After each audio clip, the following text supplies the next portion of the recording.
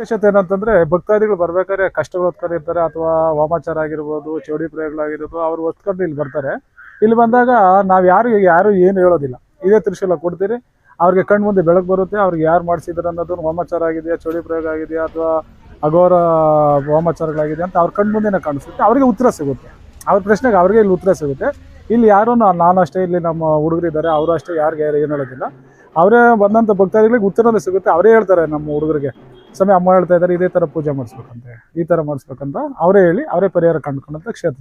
ತ್ರಿಶೂಲ ಹಿಡ್ಕೊಂಡು ಕಣ್ಣು ಮುಚ್ಕೊಂಡು ಕೂತ್ಕೊಂತಾರಲ್ಲ, ಅವರು ಫ್ಯಾಮಿಲಿಯಲ್ಲಿ ಮಾಡಿಸಿದಾರ, ದೊಡ್ಡಪ್ಪನ ಚಿಕ್ಕಪ್ಪನ ಇಲ್ಲ ಸ್ವಂತ ಒಡಹುಟ್ಟಿದವರ, ಅಥವಾ ಈಗ ಬಂದಂಥ ಇಲ್ಲಿ ಎಷ್ಟೋ ಜನ ನೋಡಿದ್ದೀನಿ ಗಂಡ ಹೆಂಡತಿಗೆ ಮಾಡಿಸ್ತಾರೆ, ಹೆಂಡತಿ ಗಂಡಕ್ಕೆ ಮಾಡಿಸ್ತಾರೆ. ಹಾಗಾಗಿ ಅವರೆಲ್ಲ ಕಣ್ಣು ಮುಂದೆ ಡೈರೆಕ್ಟಾಗೆ ಕಂಡುಕೊಂಡಿದ್ದಾರೆ. ಅದಕ್ಕೆ ಪರಿಹಾರ ಕೂಡ ಮಾಡಿಸ್ಕೊಂಡು ಎಷ್ಟೋ ಜನ ಚೆನ್ನಾಗಿದ್ದಾರೆ. ಅಥವಾ ಅವ್ರ ಆಫೀಸಲ್ಲಿ ಇರ್ಬೋದು ಅಥವಾ ಸ್ನೇಹಿತರು ಇರ್ಬೋದು, ಯಾರೇನಾದ್ರೂ ತ್ರಿಶೂಲ ಹಿಡ್ಕೊಂಡು ಬೆಳಕು ಬಂದಾಗ ಅವ್ರ ಕಣ್ಣು ಮುಂದೆ ಡೈರೆಕ್ಟಾಗಿ ಮಾಡಿಸಿರೋದು ಸಮೇತ ಕಾಣಿಸುತ್ತೆ. ಯಾವ್ಯಾವ ಐಟಮ್ ಹಾಕಿದ್ದಾರೆ, ಹಂದಿ ಬಲಿ ಕೊಟ್ಟಿದ್ದಾರೆ, ಕೋಳಿ ಕೊಟ್ಟಿದ್ದಾರೆ, ಯಾವ ರೀತಿ ಮಾಡಿಸಿದ್ದಾರೆ ಅಂತ ಅವ್ರ ಕಣ್ಣು ಮುಂದೆ ಡೈರೆಕ್ಟಾಗಿ ಕಾಣಿಸುತ್ತೆ. ಇಲ್ಲಿ ಬಂದು ನಾವು ಸ್ಮಶಾನದಲ್ಲಿ ನಮ್ಮದೇ ಆದಂಥ ಅಮ್ಮನವರ ಆಜ್ಞೆ ಪ್ರಕಾರ ರಂಗೋಲಿ ಹಾಕ್ತೀರಿ. ರಂಗೋಲಿ ಹಾಕ್ಬಿಟ್ಟು ಅದರಲ್ಲಿ ಓಮಿಗೆ ನಿಲ್ಲಿಸಿ, ಓಮದಲ್ಲಿ ಅದನ್ನೆಲ್ಲನೂ ಸರಿಪಡಿಸ್ಕೊಂಡು ಎಷ್ಟೋ ಜನ ಚೆನ್ನಾಗಿದ್ದಾರೆ.